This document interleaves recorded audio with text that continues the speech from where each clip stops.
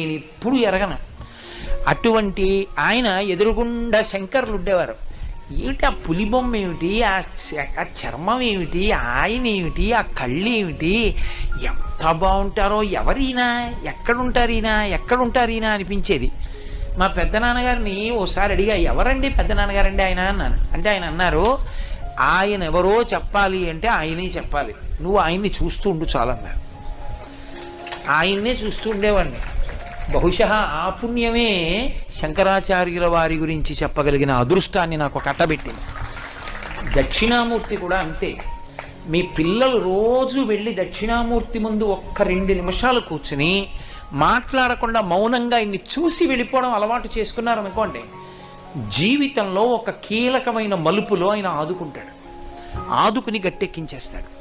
దక్షిణామూర్తి శైవాగమంలో ఇక అటువంటి మూర్తి